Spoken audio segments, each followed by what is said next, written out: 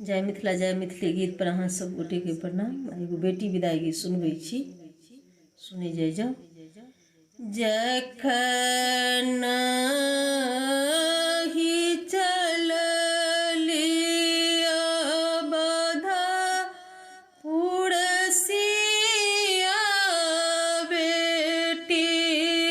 अवधपुर सिया बेटी, जनक के अखी भरी लोर, जनक के अखी भरी लोर, रही रही तकथिन पूरब दिशा में, पूरब दिशा में, किया एते जल्दी भेल भोर, किया एते जल्दी भेल भोर, कुसुम के फूल जिन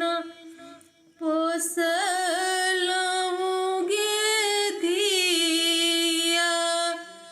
पोसलहुँ गे धिया, रखलहुँ में हृदय सँ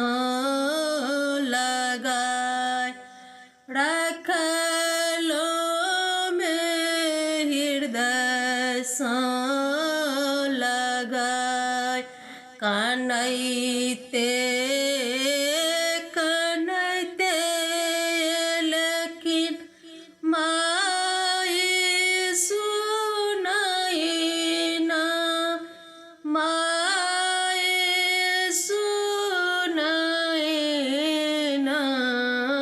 सिया धेने अचरा के कोर, सिया धेने अचरा के कोर, जौं कोनो गलती होए तऽ सिया सँ, होए तऽ सिया सँ, देबै नहि ओहि पर ध्यान, देबै नहि ओहि पर ध्यान, कल जोड़ी विनती करै छी अपन, करै छी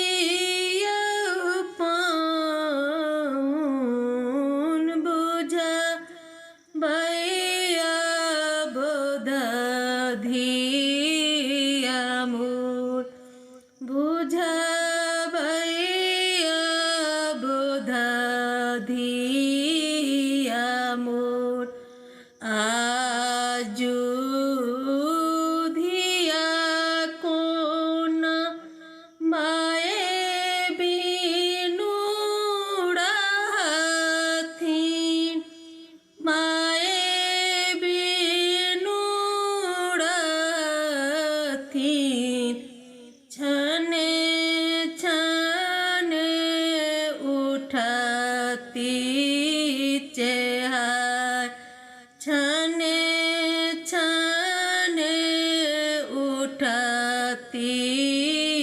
चेहाय, चानन डोलिया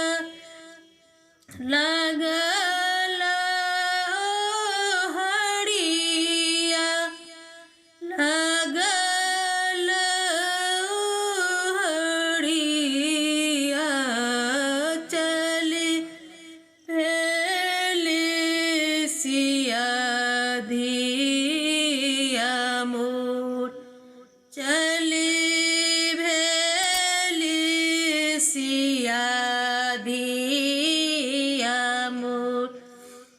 जखन